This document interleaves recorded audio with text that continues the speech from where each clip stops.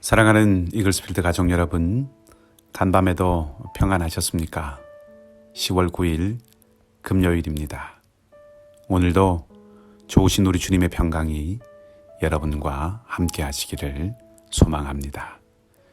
오늘 우리가 함께 나눌 말씀은 예레미야 4장 19절에서 31절까지의 말씀입니다. 예레미야 4장 19절에서 31절까지의 말씀입니다. 말씀을 읽겠습니다. 슬프고 아프다. 내 마음속이 아프고 내 마음이 답답하여 잠잠할 수 없으니 이는 나의 심령이 나팔 소리와 전쟁의 경보를 들음이로다. 패망에 패망이 연속하여 온 땅이 탈취를 당하니 나의 장막과 휘장은 갑자기 파멸되도다. 내가 저 깃발을 보며 나팔 소리 듣기를 어느 때까지 할꼬. 내 백성은 나를 알지 못하는 어리석은 자요 지각이 없는 미련한 자식이라. 악을 행하기에는 지각이 있으나 선을 행하기에는 무지하도다.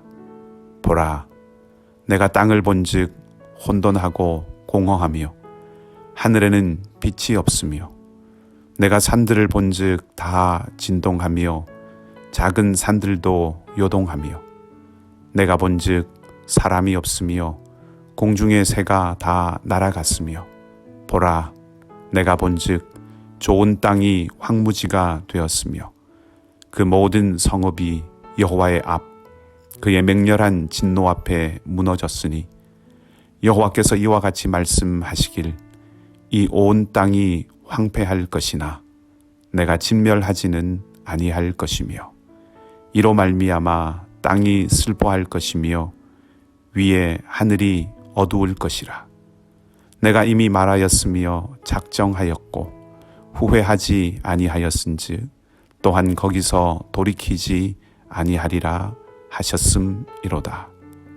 기병과 활 쏘는 자의 함성으로 말미암아 모든 성읍 사람들이 도망하여 수풀에 들어가고 바위에 기어오르며 각 성읍이 버림을 당하여 거기 사는 사람이 없나니 멸망을 당한 자여 네가 어떻게 하려느냐. 내가 붉은 옷을 입고 금장식으로 단장하고 눈을 그려 꾸밀지라도 네가 화장한 것이 헛된 일이라. 연인들이 너를 멸시하여 내 생명을 찾느니라. 내가 소리를 들은즉 여인의 해산하는 소리 같고 초산하는 자의 고통하는 소리 같으니 이는 시온의 딸의 소리라. 그가 헐떡이며 그의 손을 펴고 이르기를 내게 화가 있도다. 죽이는 자로 말미암아 나의 심령이 피곤하도다 하는도다. 아멘. 19절에서 21절까지 유다의 임할 심판을 환상처럼 바라보면서 예레미야가 자신의 고통을 하나님 앞에 쏟아 놓습니다. 그리고 하나님은 유다 백성들의 어리석음을 지적하시고 그 하나님의 말씀에 대하여서 다시 23절부터 예레미야가 다시 한번 탄식합니다. 그러자 하나님은 27절과 28절 말씀에서 유다의 죄 때문에 심판은 돌이킬 수 없는 것이지만 그럼에도 불구하고 전부를 다 멸망시키시지는 않겠다고 말씀하십니다. 지금 계속해서 이어지는 말씀의 내용과 흐름이 비슷하고 동일합니다. 오늘 본문의 말씀을 통해서 한 가지만 생각해 보고자 합니다. 예레미야의 마음에 대한 것입니다. 본문은 예레미야가 하나님과 대화하는 시기고 동시에 예루살렘을 바라보면서 혼잣말처럼 탄식하는 그런 형식입니다. 하나님의 말씀을 전하는 예레미야는 그것이 하나님을 대적하는 사람들에게 임할 심판이고, 조금 냉정하게 말한다면 예레미야 자신 때문에 임한 심판이 아니고 자기는 하나님의 심판의 대상이 아닙니다. 그렇기 때문에 어떤 면에서는 도리어 더 혹독하고 냉정하게 더 날카롭게 정죄하고 더욱 강력하게 하나님의 말씀을 선포해야 하는 것이 아닐까 하는 생각을 해봅니다. 근데 예레미야는 정말로 마음 아파합니다. 본문에 시작되는 19절 말씀에 슬프고 아프다라고 말하는데 이것은 창자가 끊어지는 것 같이 아픈 것을 표현하는 말입니다. 정말로 힘들고 어려운 상태라는 것이지요. 예루살렘의 멸망을 말하는 것이 예레미야에게 견디기 힘든 비극적인 일임을 나타냅니다. 자기 온 몸으로 그 고통을 느끼고 있습니다. 하나님의 심판은 자신과 상관없는 일이지요. 자기 때문에 일어난 것도 아니고 또 심판이 자기에게 미치는 것도 아닙니다. 자신과 상관없는 일인데도 예레미야는 지금 완전히 자기의 일로 느끼고 있는 것입니다. 예언자, 하나님의 마음을 아는 사람의 가장 적절한 태도가 이런 태도라고 생각합니다. 하나님의 거룩하심을 보면서 세상의 불의 앞에서 불타는 심정으로 단호하게 심판을 선언하는 그런 담대함과 용기도 있어야 하지만 심판하시는 그 하나님의 마음이 그 본래의 마음이 어떠한가라고 하는 것을 알기에 심판 앞에 서 있는 그 사람들을 보면서 안타까운 마음이 생기는 거죠. 그래서 그 일이 그 사람들만의 일이 아니라 내 일이 되는 것입니다. 하나님의 나라를 선포하시는 예수님은 이 땅을 향한 하나님의 뜻, 불의를 심판하시는 그 하나님의 공의를 아셨습니다. 하나님의 공의는 모든 죄인들을 향한 심판으로 나타나시겠지요. 그러나 동시에 죄에 눌려 신음하는 연약한 인생을 참으로 불쌍히 여기시는 그 하나님의 아픔도 주님은 아셨습니다. 그래서 주님은 약한 자를 고치시고 줄인 자를 먹이시고 소외된 이들을 식탁으로 부르셨습니다. 그리고 하나님께로 그 사람들을 부르시고 모으셨습니다. 그런데 그런 예수님의 부르심을 이스라엘은 거절했습니다. 하나님의 심판을 부르는 행위이죠. 그 모습을 보신 예수님이 예루살렘을 향하여서 눈물을 흘리셨다고 누가복음이 전해줍니다. 예루살렘의 운명, 멸망할 그 운명을 고스란히 느끼신 것이지요. 심판자요 또 구원자이신 주님은 철저하게 이 이스라엘의 운명을 아파하시면서 사셨습니다. 자신과 전혀 상관없는 남의 일로 취급하지 않으셨다는 것입니다.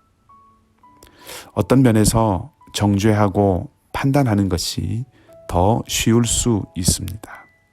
또 그렇게 함으로 우리가 더 낫다라고 하는 것을 나타내 보일 수도 있습니다.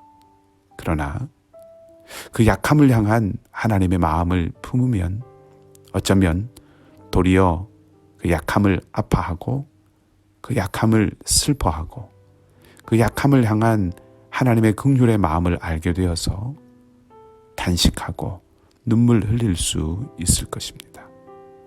그런 면에서 오늘 이 예레미야의 마음, 예레미야의 아픔은 진정 예수님을 닮은 하나님을 가장 잘 표현한 모습이 아닌가 생각해 봅니다. 은혜의 기회로 오늘 하루를 또 우리에게 주셨습니다.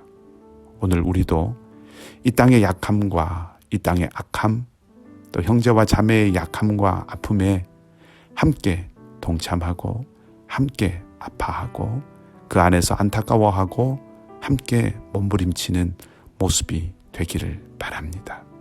그리하여 주님 닮은 그 주님을 따르는 우리의 발걸음이 되기를 주님의 이름으로 축복합니다. 주님의 긍휼과 자비가 여러분 모두와 함께 하시기를 다시 한번 소망합니다. 함께 기도하겠습니다. 아버지 하나님, 구별되이 살라고 우리를 부르신 부르심에 응답한다고 하면서도 또 온전하지 못한 모습을 고백하지 않을 수 없는 그 연약함으로 이 아침에도 주님 앞에 고개를 숙입니다. 믿음의 용기를 구합니다. 늘 결단하지만 넘어지는 우리의 심령에 바다를 가르신 하나님의 능력의 손으로 함께하여 주셔서 담대함을 주시고 흔들리는 의심이 아닌 견고한 확신을 심어주셔서 하나님 앞에서 옳음을 선택하고 매진할 수 있는 은혜를 주시옵소서. 예레미야의 마음을 생각해 봅니다. 이 땅의 악함을 보면서 또 그 땅의 약함을 보면서 정죄하고 판단하고 구별짓는 마음, 그 마음을 넘어서서 그 땅의 아픔을 끌어안고 아파하고 눈물 흘리는 그 예레미야의 심정, 이 땅의 약함과 이 땅의 죄악을 홍수로 쓸어버리는 그 하나님의 정의로움과 공의로움 묻지 않게 그들의 약함을 품으시고 눈물로 그들에게 호소하셨던 주님의 마음, 하나님 그 마음을 저희들도 품기를 원합니다. 이 땅의 약함과 이 땅의 악함과 우리 안의 완악함을 향하여서 하나님의 긍휼로 하나님의 자비로 눈물 흘리며 탄식할 수 있는, 또 품을 수 있는 저희들이 되게 하여 주시옵소서. 주님의 위로와 구원의 손길을 애타게 기다리는 수많은 자리들이 있습니다. 이민의 땅에서 위태위태한 시간을 보내는 이들도 있습니다. 특별히 육신의 약함을 지고 힘겨워하고 고통 가운데 있는 주님의 백성들이 있고 그들을 돌보는 가족들이 있습니다. 이 모든 순간과 이 모든 자리에 오직 하나님의 은총과 보호하심을 나타내 보여주셔서 용기와 소망을 잃지 않고 주님과 함께 살아가게 하여 주시옵소서.